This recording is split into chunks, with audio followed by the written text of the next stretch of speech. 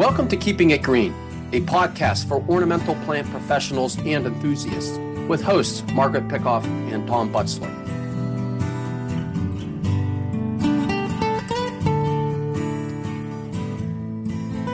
Hello, and welcome to Keeping It Green, a podcast from Penn State Extension for ornamental plant professionals and enthusiasts.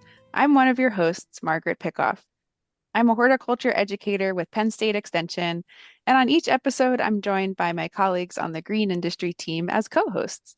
On today's episode, my co-host is Tom Butzler. Hey, Tom. Hey, Margaret. Great to be here. Thanks for being here. On today's episode, we'll be joined by Nick Flax from Ball Seed Company.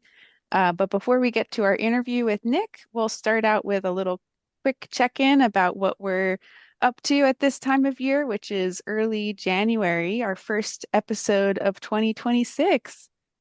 Whoa. Tom, what's going on? Yeah, a couple things. One, I was talking to someone the other day, and they were driving up the Susquehanna River, and they mentioned how low it looked. And during the growing season, I periodically check the drought monitor map, but I haven't done it recently. So I pulled that up, and he was right. The eastern part of Pennsylvania is dry. In fact, the whole Northeast is really dry. Some of the states are in drought situations. So I thought that was kind of interesting, but when I reflect upon it, we really haven't gotten any major snowstorms or rainfall events. So yeah, it's usually when things kind of recharge and we get lots of water. So that's kind of interesting. But as you mentioned, we're in the first part of the year, and for us extension educators, that's the winter meeting season. So, a lot of Yay. us are going for full bore and interacting with the growers and giving talks on some of the research and some of the things we saw last year. So the big thing coming up for me and some of the other Penn State educators is the Mid-Atlantic Fruit and Vegetable Conference. And so that's a 3-4 day event where growers come in, a couple thousand plus, and researchers and extension educators. We all kind of mingle. There's a trade show and just exchanging of ideas and lots of great information. So that's down at Hershey, Pennsylvania, at the end of this month. Nice. Yeah, that's always a great, just great opportunity, I think, for me in the past because um, I get to help out with sessions on topics that I don't normally work on. And Yep. so it's interesting to learn, like, what can I learn about potatoes this year or, Yeah. Yeah. irrigation or something. So yeah, that's always a great one. Yeah, most of my work recently has been fielding questions about upcoming programs. We Yeah. have an arborist short course coming up in Bucks County in February, which I'm working with the urban forestry team to put on. And our sometimes co-host, Tim Abbey, is one of Hmm. those instructors. So that's coming up. And we have the Green Industry Conference in March, on March 5th. And that's going to be super fun. We have such a good lineup of speakers.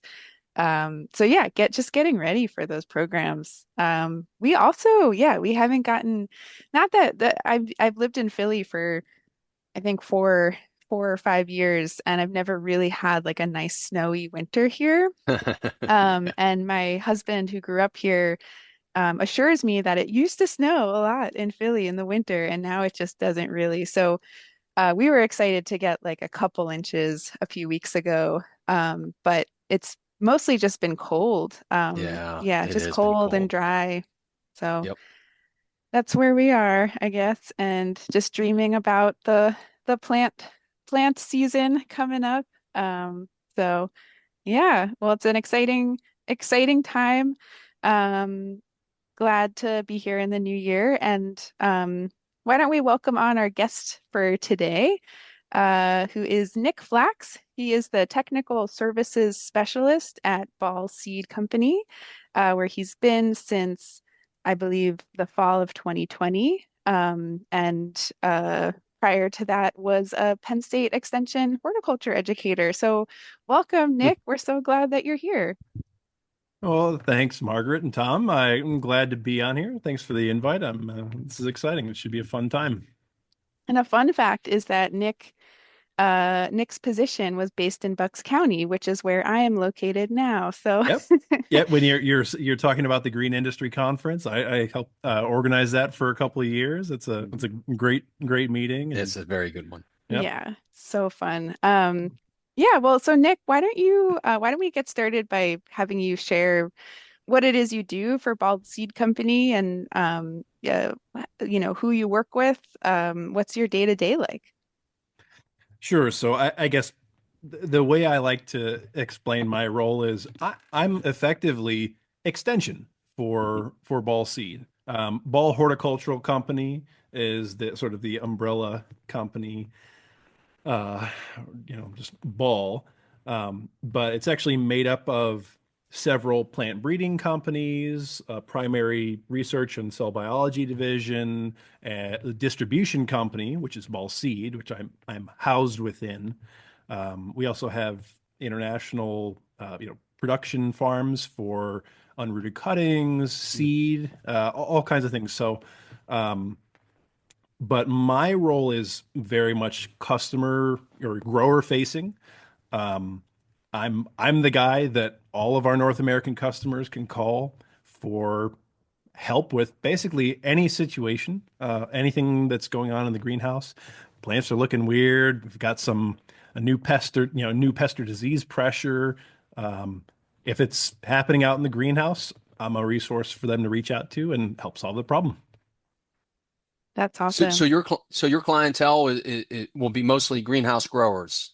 Predominantly, floriculture growers, but we have an ever increasing customer base of specialty cut flower Mm. growers, and a lot of smaller farms, more diversified ag operations that are dipping their toes into floriculture production. So it's really kind of a mixed bag, if you will. I could be talking to a large grower that supplies finished bedding plants to like a big box retailer 1 minute, and be talking to a Mm. small specialty cut flower grower with two high tunnels doing some seasonal cuts 5 minutes later. So it's really interesting. It's very fun. I get to look at challenges through a lot of very different lenses, and it's really kind of a unique role.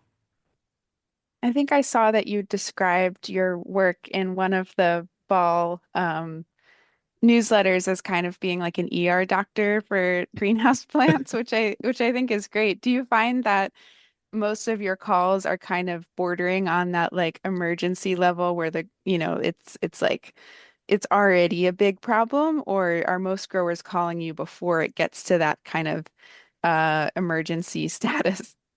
It depends on the season.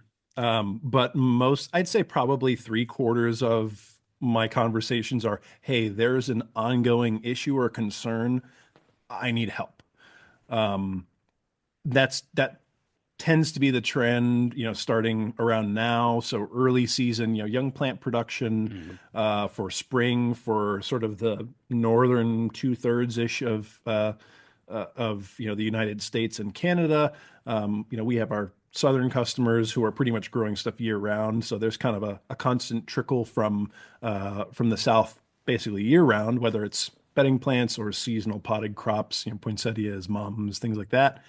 Um, and then really from kind of end of October, so basically once we're out of mum season through the early, maybe, the first half or so of January, I I have a much higher proportion of people asking questions, trying to get out in front of things. Like just a couple hours ago, I was talking with a grower who was asking mum related questions.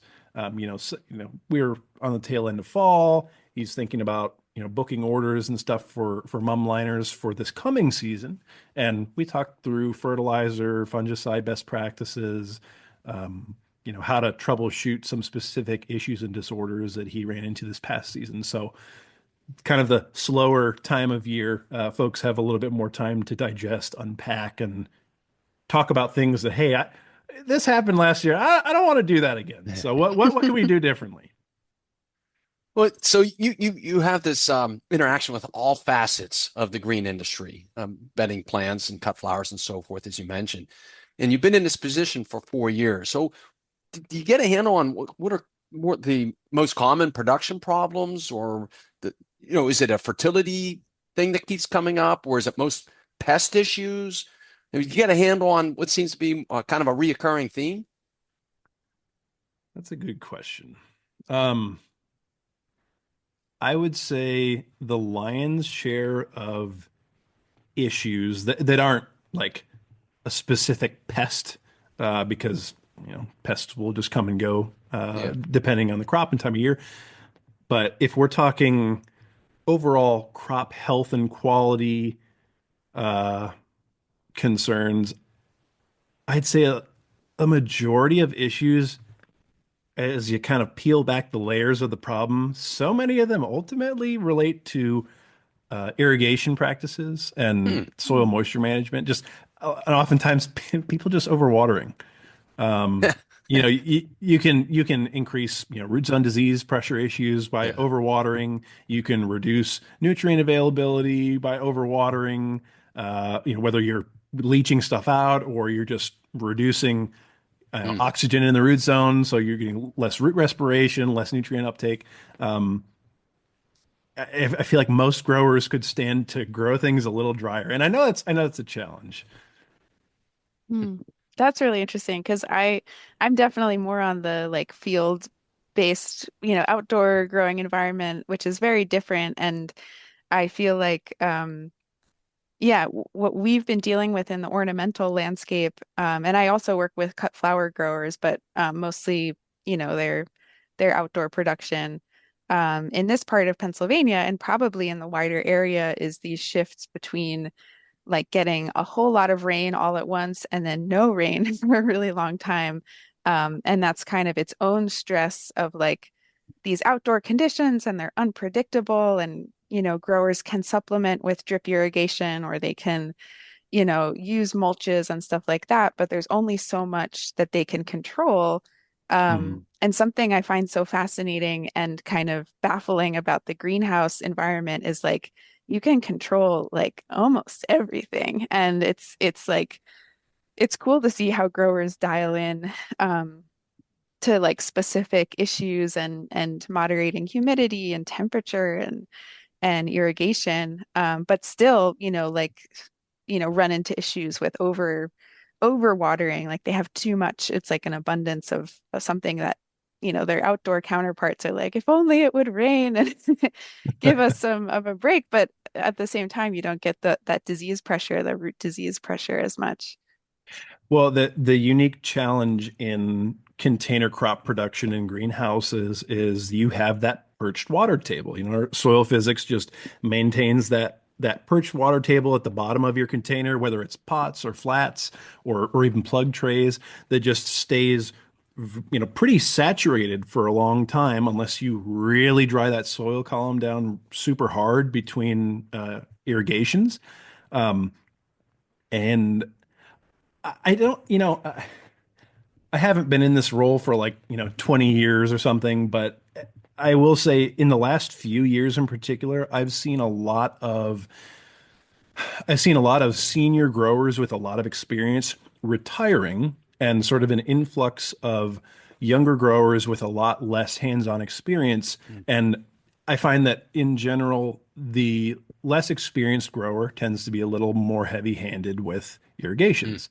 And so, and if you don't have like some sort of horticulture educational background, you may not have really had a soil science class. You may not have learned about the perched water table effect in container crop production. So if you don't know about these things and your default is to water more heavily because you're just like, "Oh, I just want to make sure they're not, my plants aren't wilted and stressed by the time I come in tomorrow."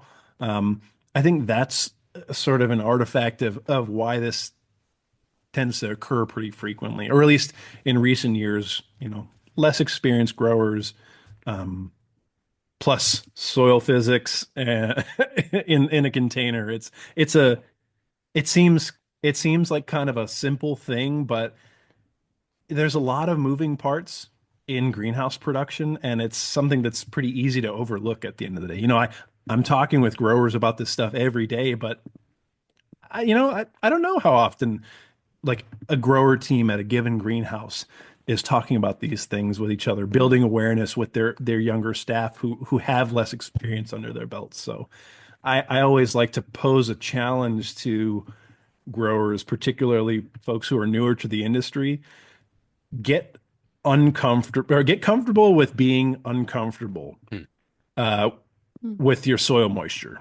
Like at the end of the day, you should be just a little bit nervous about did I should I maybe have given them a little splash at 2 or 3 in the afternoon? Yeah, but Nick, Um, everyone wants to go home at the end of the day and be able to sleep at night. So, but if you do that a few times, you'll build that comfortability yeah. with growing a little bit more on the dry side, and it pays huge dividends in crop quality.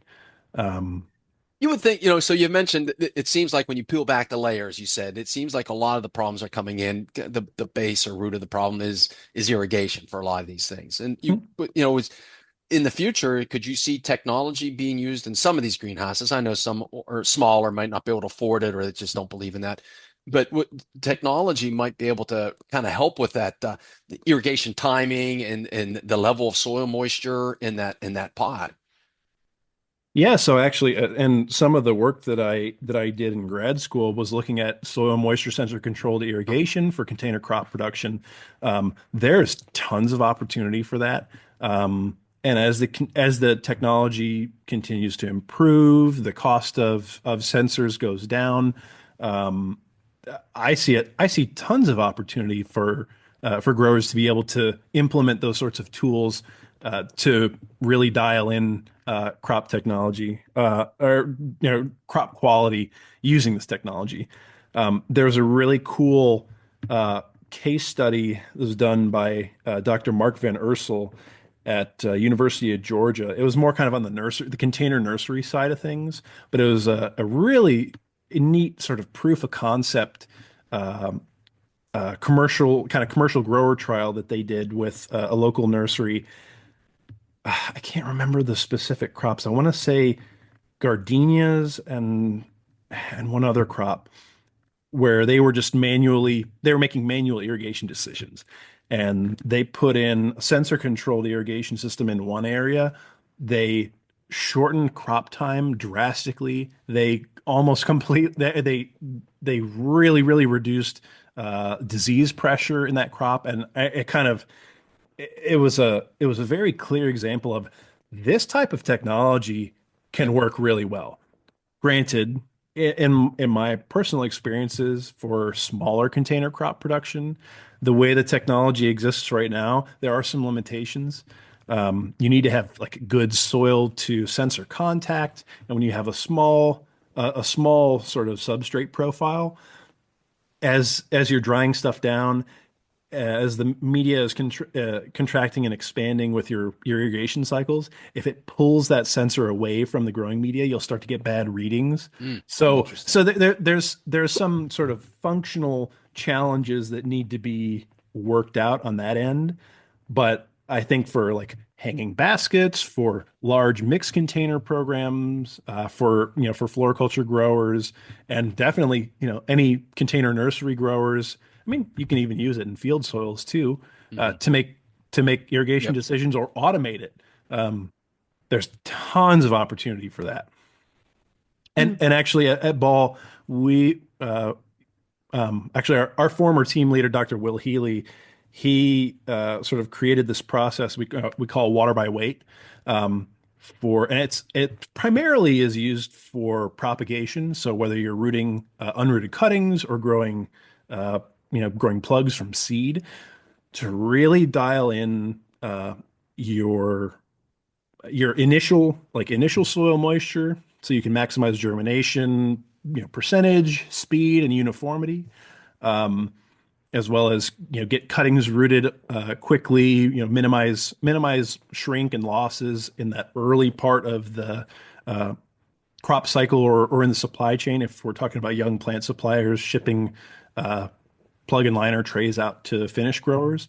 Um, it's while it's not highly tech driven, um, it it's a our one of our companies, Ball Australia, they've actually started implementing that across the board in their young plant production, and it's really reduced a lot of issues. So, that kind of app type approach, so using technology in that sense, um, can be another way to utilize technology to minimize watering related issues. Yep. I'm kind of curious about because obviously, so um you're staying or trying to stay at the forefront of like these technical innovations that are happening. And I wonder like where are you going for the latest information? Is that coming from Ball? Like, is there research happening at Ball into different innovations, or are you hearing about them from other growers or like you know obviously reading scientific papers or like where is the forefront of the innovation? Like where is that happening and how is it being communicated and how do you access it? Because I think it's something I struggle with as an extension educator is like to stay Mhm. in part because I'm, early in my career and so I'm learning a lot from growers themselves and I think it's hard to stay ahead of ahead of the grower and be able to provide something for them that they don't know already. So I'm just curious, like where do you go for that information? So it's definitely the toolbox approach. Um, at Ball, we definitely do have, especially on like the plant breeding side of things, we have a lot of our own research and sort of proprietary stuff going on behind the scenes. Ball Helix, our research and cell biology and plant pathology group, they're the folks developing different molecular techniques and things like that for plant breeding and such. But we that's one side of things.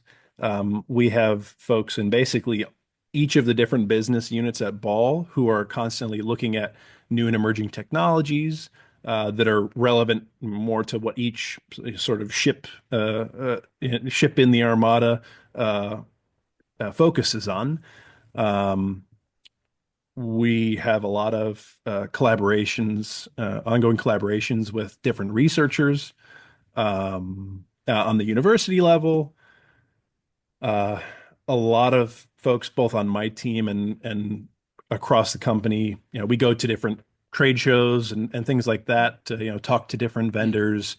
Um, you know, uh, we've come across some really interesting stuff at meetings like Cultivate in Columbus, Ohio. That's in kind of, early mid-July each year. Um, or other trade shows like Mance in Baltimore, that's coming up here in Baltimore in January. Um, we do a lot of collaboration with folks in Europe as well. I think I kind of think of the Netherlands as the place where all of the sort of the cutting edge controlled environment crop production tech comes from. Hmm. Um, and there's a lot of Dutch people, Dutch folks at Ball and at different Mhm. companies that we're partners with as well. So we kind of have a direct line to that as well. But also, absolutely, reading peer-reviewed research articles, things like that. My colleagues and I are still very much involved with like ASHS, or American Society for Horticultural Science. Some of us serve on different committees or in different groups, sort of the industry liaison side of things. But we attend the scientific conferences as well to kind of learn Mhm. what's new and emerging. Again, like the folks within Ball Helix who are focused on plant pathology, they attend the APS, or American Phytopathological Society conference each year. So we're all kind of reaching into the toolbox for different sources of information. And then in terms of communicating things out, uh, grower talks or ball publishing, the various newsletters and things that newsletters and magazine publications that come out of ball publishing. That's I'd say probably one of the main pipelines that we as ball use to help spread information, get info out to customers. Um, I personally contribute to the Tech on Demand newsletter. It Mhm. comes out every Friday. So there, one just came out today when we're recording this. Uh, I kind of use my weekly column in that to uh, put information on growers' radars for, hey, these are current ongoing issues in the greenhouse, that I'm talking about with growers this week, and wherever I can. If I came across some new tech or a new technique or a new idea to help address kind of a recurring issue, I try to, inject that into, the sort of innovative strategies to correct issues and solve problems into my piece there. Um, so there's a lot of information coming from a lot of different places, but whether it's through things like ball publishing, um, newsletters and magazines, or just talking with growers, speaking at different speaking on educational programs at different conferences and trade shows. That's kind of how we as ball try to share the latest and greatest with the green industry at large. Yeah, you both have used these terms throughout the conversation: cutting edge, emergent technologies, new tech. And maybe this is just a comment, maybe you don't want to respond to it, but I had a chance to visit a 40-acre greenhouse operation, and it was high tech. And we had a tour of it, and it wasn't a horticulturist that gave us the tour, although they had them on staff. It was an engineer. And I just thought it was just kind of interesting, yeah, that an engineering is going around and just showing us how this operation works, where plants almost kind of almost kind of secondary. I mean, they look great, they look uniform, healthy, but it was the engineering marvel of this 40-acre operation. So Absolutely, and I'm happy to speak to this. It's rare that people see how a really large scale floriculture greenhouse works, and some people may not like the term, but in a lot of ways, these really big operations are effectively plant factories. Mm, absolutely, I was Um, yeah. going to say that, but I didn't want to offend anybody. no, But no, no. I Anyone who's offended by that term, it's that they to me, I think that means you just feel some kind of way about that you may personally feel like you're taking away sort of the connection to the plant uh in saying that, and that's I don't think the two are mutually exclusive. um but the successful large scale floriculture greenhouses work and are optimized using things like lean flow principles. And these are all ideas that come from process manufacturing. Mm, It's taking a very different sort of philosophical approach to how do we produce a beautiful flowering plant than we have traditionally in a very what used to be a very much a smaller, a higher number of smaller scale yeah. greenhouse operations where there was a lot of manual labor, a lot of local manual labor. The industry just over the past few decades has very much shifted. Yep, absolutely. Um, and it really is amazing. I've been in quite a few of these types of operations, and there's tons of automation. There's kind of one of the overarching goals is minimize the number of times a person has to touch a plant. Right. Um, Optimize the growing environment for the plants, optimize the people working environment for the people. Um, to increase, workflow and, the rate at which things are getting done.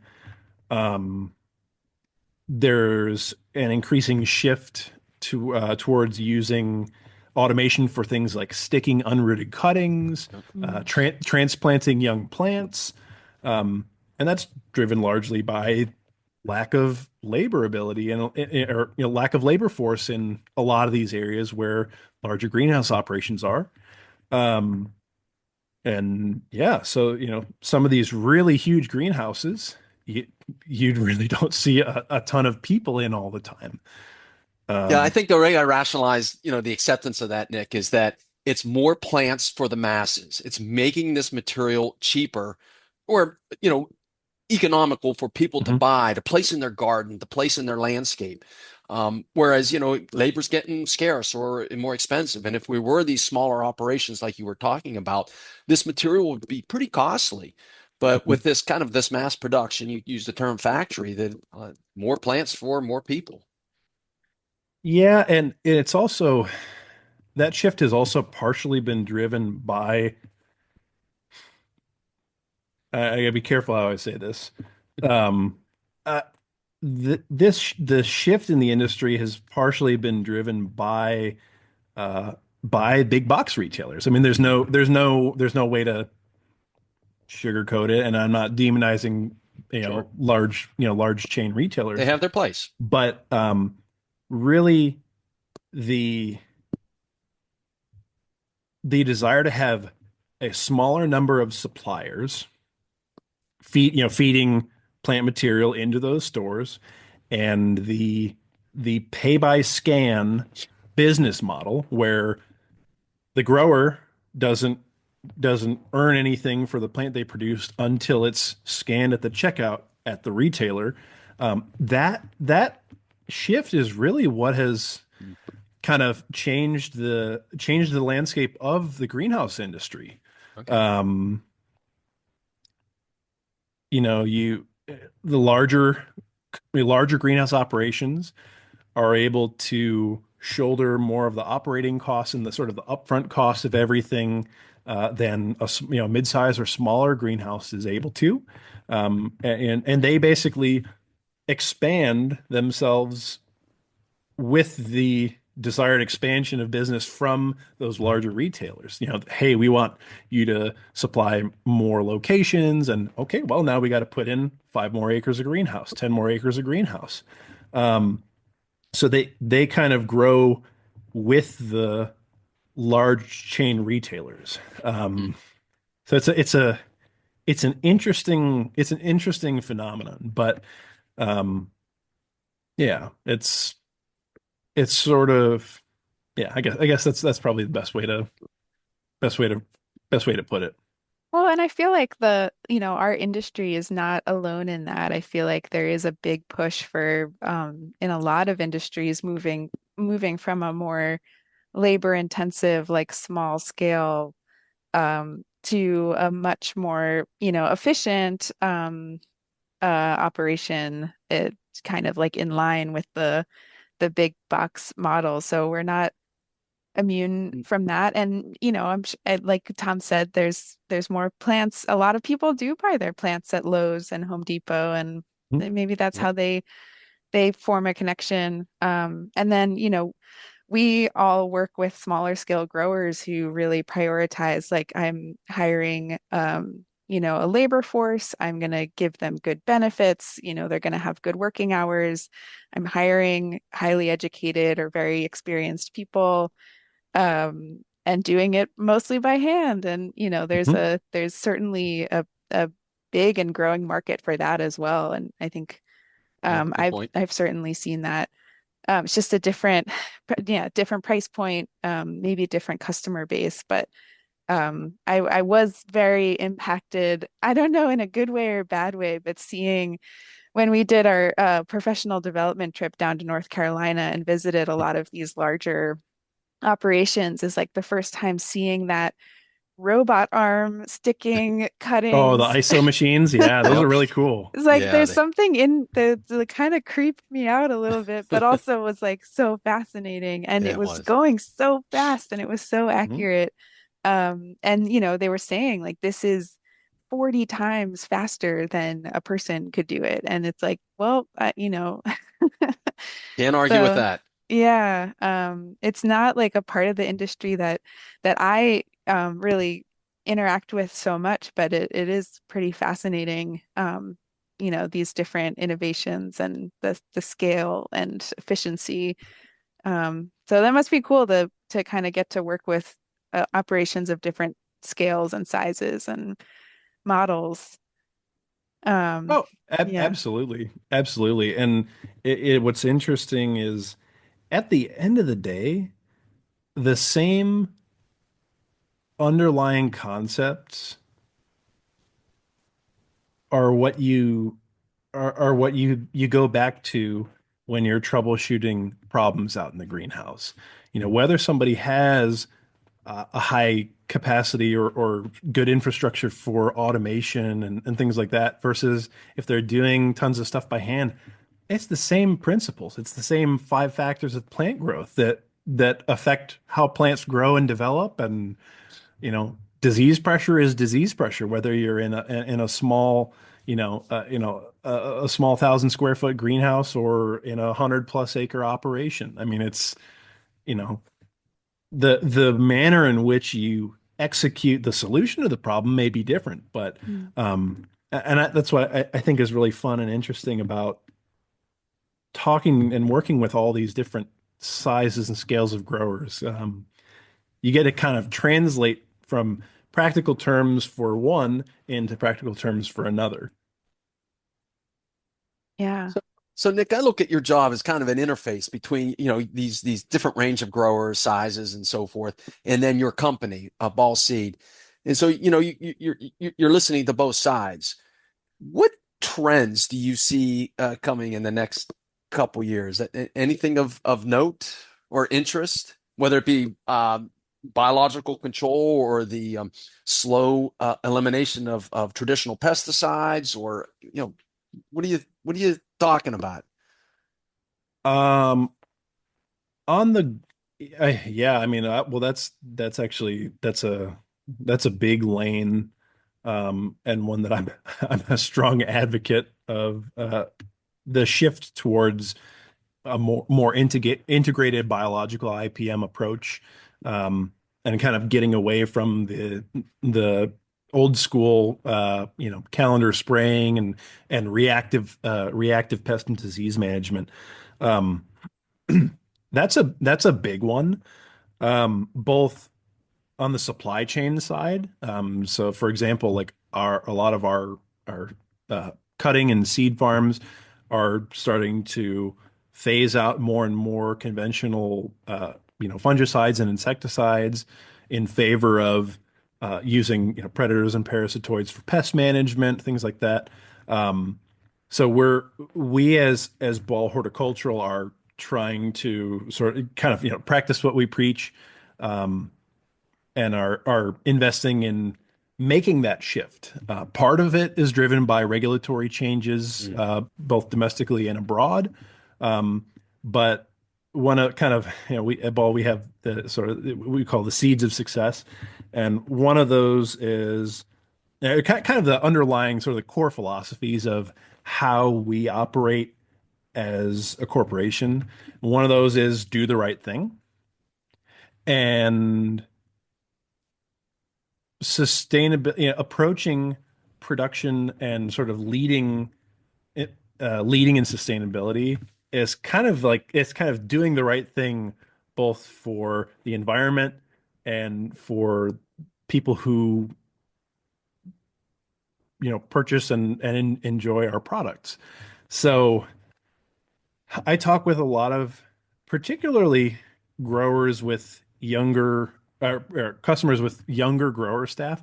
There's a lot of interest in the younger generation, uh, to get away from, spraying chemicals Mm. frequently. A lot, many younger folks don't. They're just not comfortable putting on Tyvek, putting on a respirator. I mean, Yeah. and I've I've suited up, full face mask and Tyvek in a greenhouse in middle of August, and as much as I felt comfortable in the sense that I trusted my PPE and I had been properly educated and trained on how to use it, and Yeah. I felt safe. I didn't enjoy it. Miserable experience I in a greenhouse in a Tyvek suit. I get you. Yeah, I don't think anybody wants to, gets out of bed in the morning and says, yeah, I want to walk around in Tyvek in 90 plus degree weather for 4 hours today. Um, and so looking at it from both a personal health and safety standpoint and environmental standpoint, there's a lot of folks who are interested in biological IPM. So that's something that I frequently talk with growers about, like when they're running into insecticide resistance issues, Yeah. talking through ways they can start integrating different bio IPM tools to address pest concerns and reduce reliance on conventional chemical insecticides. Um, that's a pretty regular conversation that I have with folks just on the young plant and finished plant side of things here in North America. Um, Ball Publishing a couple of years ago put out its first biosolutions guide. So for years we've published the Grower Talks IMF, or the Insecticide Miticide Fungicide Guide. We've also worked with our university research partners and Fine Americas to publish the annual and perennial PGR guides. These are all Grower Talks special editions. The PGR guides get updated every 2 year alternating 2 year cycles. But we as a company recognize the need for more information on biological IPM. There's a lot of stuff out there. There's a lot of, it's kind of a Wild West Yeah. type situation. And we wanted to create a resource that growers can go to find answers, to learn about sort of the difference in philosophical approaches to implementing an integrated bio IPM program versus sort of the traditional reactive or preventative, calendar spraying and drenching approach. So it's now in its third edition, I believe. But these are all free for anyone to access on growertalks.com. If you look for special editions, these are resources that I share constantly with folks, and it's a really great resource to learn, kind of dip your toes in it a little bit. But at the end of the day, things like biological IPM, they really, one a bio IPM program for one grower is not necessarily going to work at another grower's facility. So it's something that you really need to kind of work on and dial in. Um, some strategies are unique to your specific facility layout.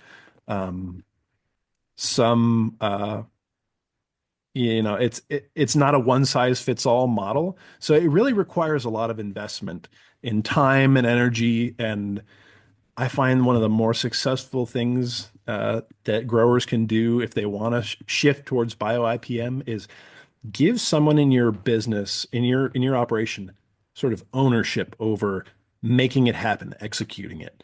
Um, don't just say, "Hey, we're going to start putting these bugs out in the greenhouse." That rarely works. Just throwing something out there. You need to take a much more measured approach to it. But it's a big trend. It's a big shift.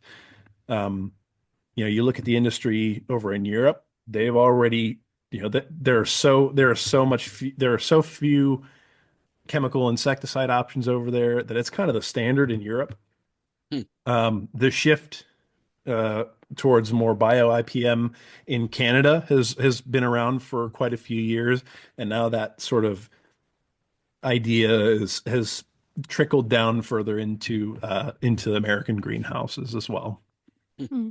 Yeah, it does seem, I do recall from a couple of those bigger operations that we visited in North Carolina on that trip was that they did have at least one dedicated person who was like the biocontrol person, and that's all they focused on. And even in some of the smaller operations. Like I think at North Creek Nurseries here in PA, they also have like a person who is the IPM person. And it does seem like, yeah, it's complex enough and specific enough and requires a, maybe different skills that you do kind of need someone who's just focused on that and they're not worrying about the production or the harvest or, whatever irrigation.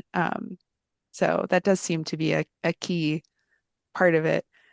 Um, Nick, as we're getting towards the end of our conversation, I I guess since we're almost out of time, we're not Yeah. quite to our final question, but just for those folks who are listening who might be interested in the field, we always try to, ask some questions about, getting into this field and like breaking into the green industry or horticulture, finding your place, whether you're a student or someone who's changing careers. Um, so I guess kind of if maybe briefly, if you have any thoughts on, how do you find your way? Any advice for folks who are interested in this kind of work and don't know where to start or feeling kind of lost?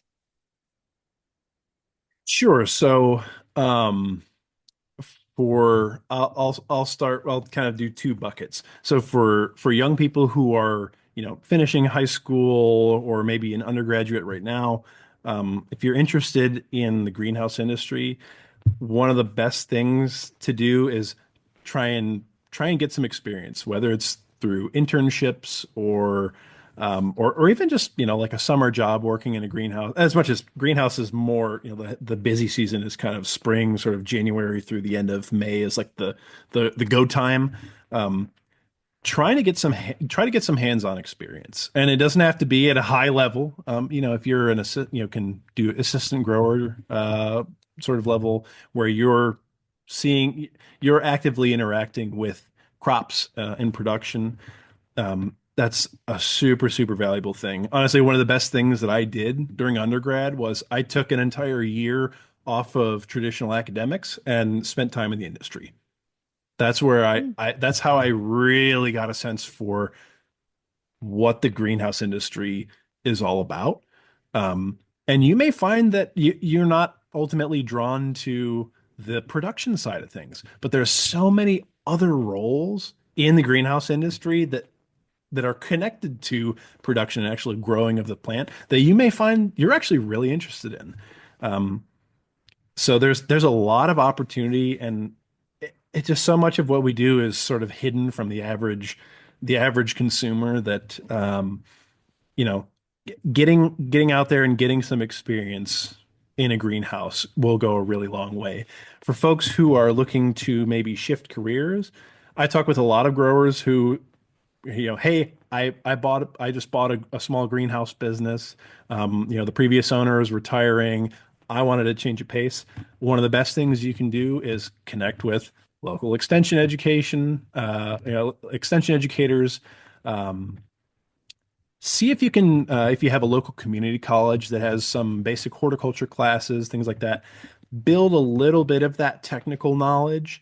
Um, because I have a lot of conversations with folks in that sort of lane that say, I bought this business and now I'm in charge of all of it and I'm not sure what to do. Help. And I mean, and I'm happy to help. I enjoy it. But getting some hands-on experience and developing some technical knowledge is really essential for folks who want to be on the greenhouse side and the actual production side of things. It's plants and plant production systems are a lot more complicated than you think.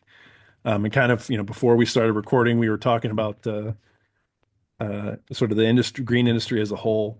Um, a lot of folks have this notion that plants just sort of appear in the garden center, and there's so much more to it. There's a whole international supply chain for the cuttings and seed, and it's so much more complicated than 99% of people realize. Um, So getting some functional hands-on experience is one of the best things you can do. Yeah, and when you expand that out to the people who are supporting those people who are doing the growing and the seed companies and the fertilizers, and it's really a pretty wide selection of roles. Yep. Yeah. Cool. Thanks for sharing that. We like to end our episodes on a more personal note, and so we invite you to share something that you like to do when you're not working. Well, when I'm not working nowadays, I'm spending a lot of time with my wife and my just turned 18-month-old son. Oh, So lots of time with the little one. Um, uh, spending time outside, whenever I can. And it's been a couple of years now, but I'm an avid scuba diver. Being under the water, being in the ocean, seeing the reefs, and it's a complete separation from my day-to-day world of being connected to plants. So it's an interesting dichotomy. that's amazing. Yeah, well, both of those things, family time, ocean, scuba diving time, all, this all sounds really great. Thank you so much for coming on and sharing about your work and your experiences. It's been really fun chatting with you. Yeah, likewise. Thanks again for having me on. And yeah, Yeah, Happy New Year. yeah, Happy New Year. Happy 2026. Happy 2026, everybody. All right. Thank you so much, Nick. Thanks, Tom. And take care, everybody.